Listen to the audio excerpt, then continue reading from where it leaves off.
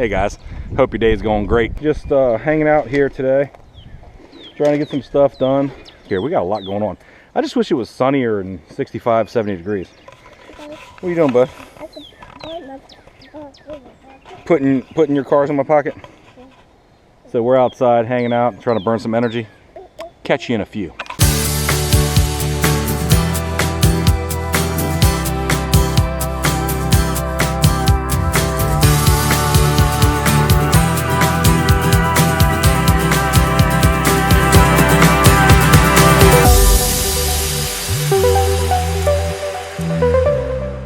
Elephant garlic's coming up quite nice.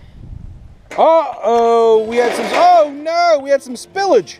Hey Arlo, so what we're gonna do, we're gonna come up here and we're gonna harvest the rest of the carrots. Oh, you spilled again.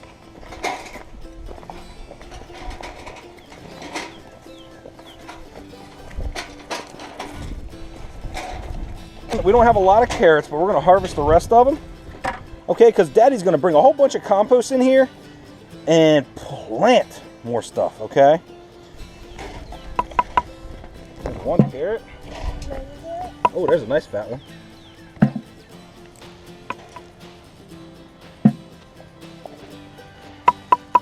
Oh, they were hugging.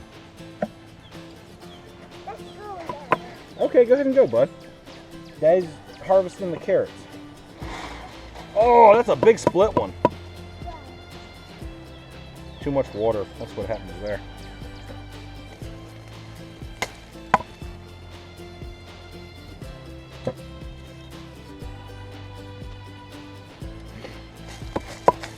I always laugh when people say, oh, the carrots are so small, but what people don't understand is that when you get carrots in the store, those places that grow those carrots, that's all they do is grow those carrots.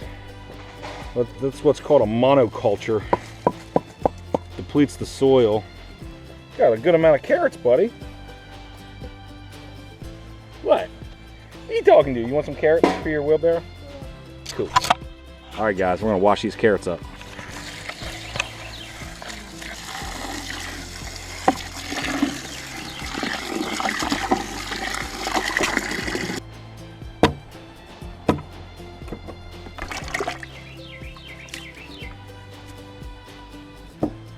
We did pretty good this year.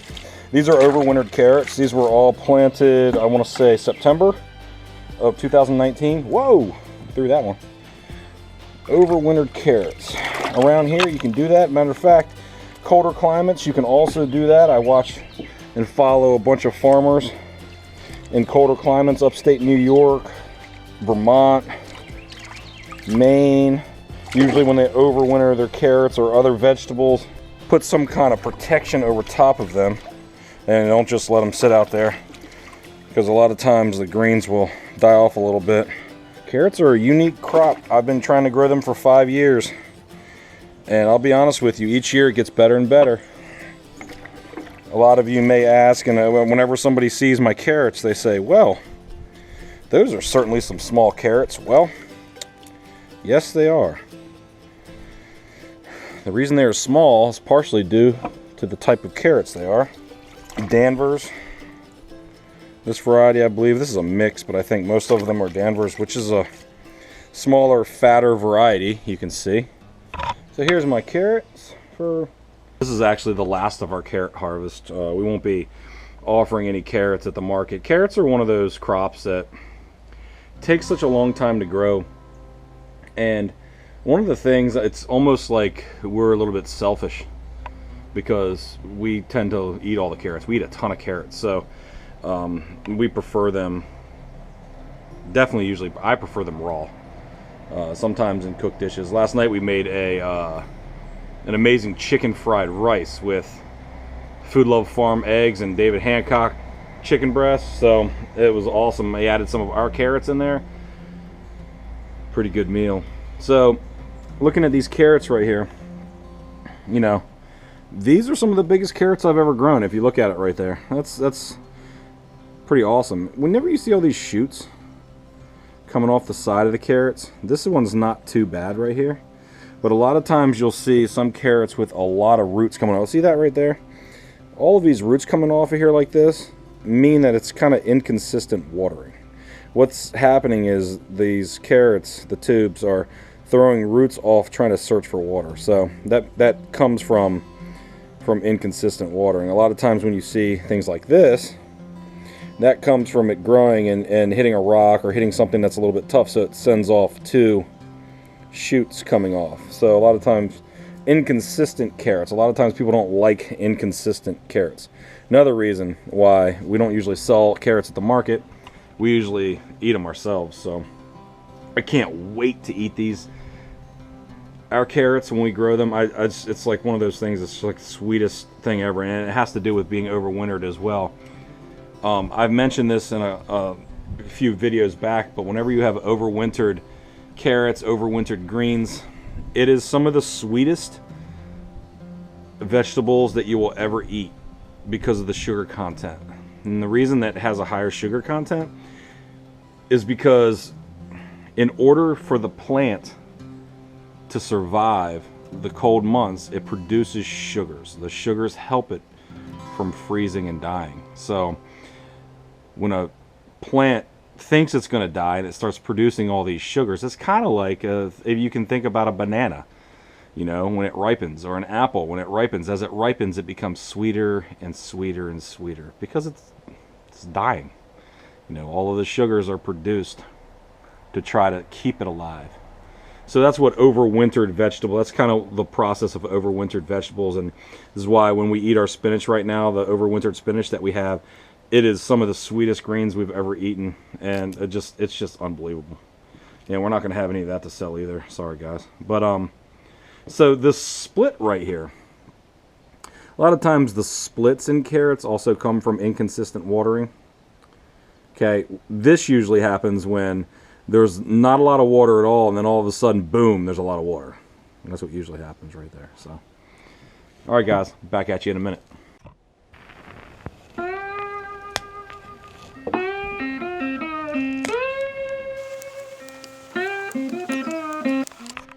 All right, the carrot question. Okay. The question is, should I buy my carrots topped?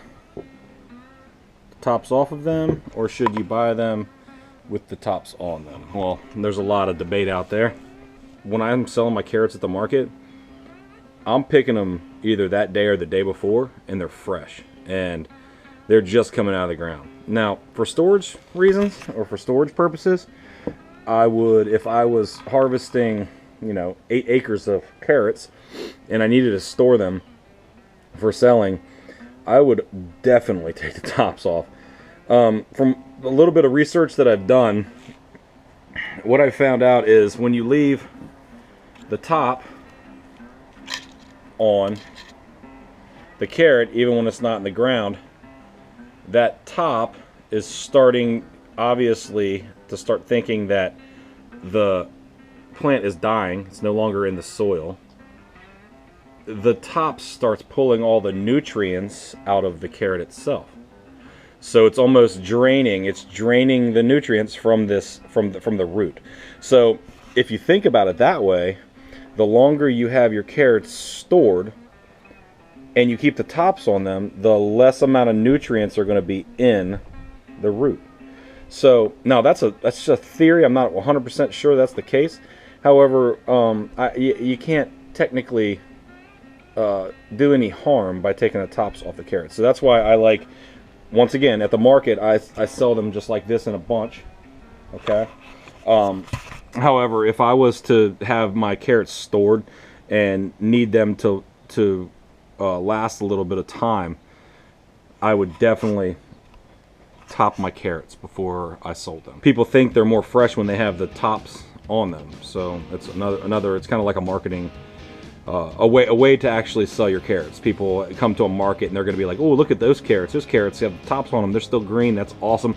They obviously just got picked fresh out of the ground. And chances are they did. However, the longer those tops stay on the carrots, the more nutrients get sucked right out of that root. So just something to keep in mind, guys. Once again, my rain catch has been doing great. Now, everything's still growing slow because we're not getting a lot of sun. We're getting rain and I'm watering stuff in here, but we're not getting a lot of sun. Things are starting to grow slow. However, check this out, guys.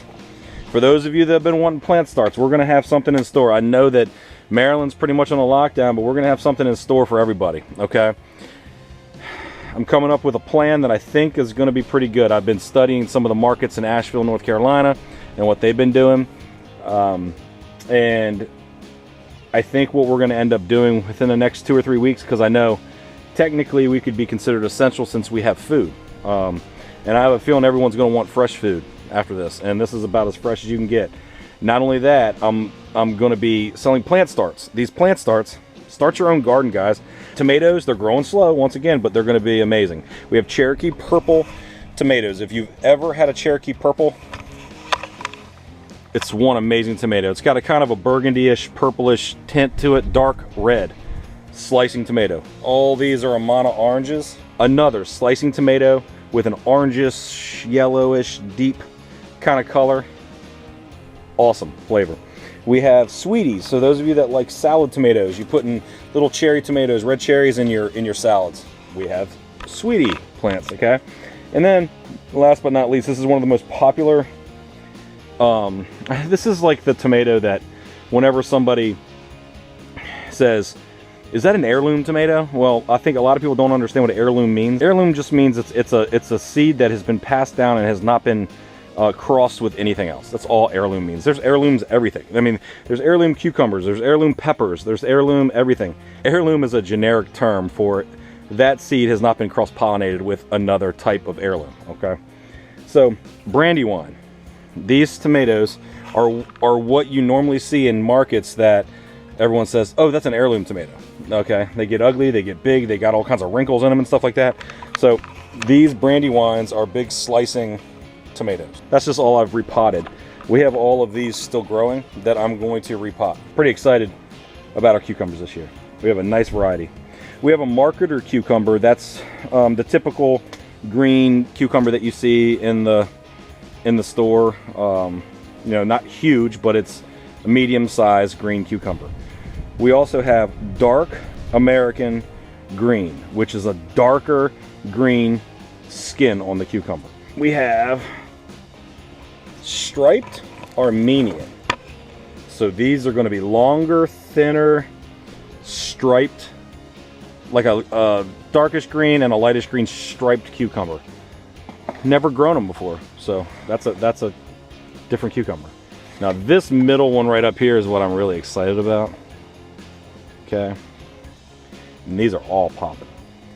These are from Baker Creek, called Lemon OG. These cucumbers are about the size of a large lemon, and they're yellow. Never grown them before, so we're going to check these out as well. They are all popping, looking good. So can't wait to get these all planted. Like I said, within the next 3 weeks or so, I'm going to devise a plan for selling. I understand that a lot of you want to start a garden at this point in time. I understand that, you know, it's a question of if I leave the house, you know, I might carry the virus and infect somebody that I know. Guys, all that stuff's, you know, it's worrying us too. We don't want to leave the house. We want to stay here. We want to get stuff done here. We want to stay as healthy as possible.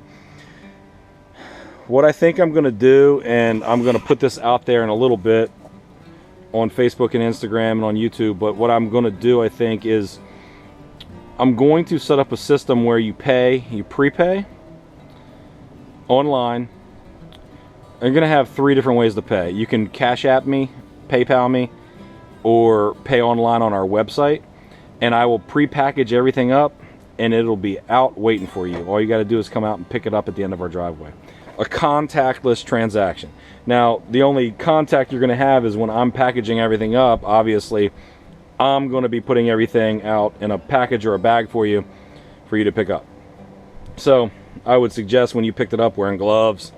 You know, whenever you get home, take everything out, sanitize it if you need to. I don't know. Just be careful, guys. Wear gloves. If you want to wear a mask, wear a mask. Whatever you need to do, just be smart about it, okay? I will post more about what I'm going to do soon, okay? So please stay tuned. All right, guys. Hey, guys.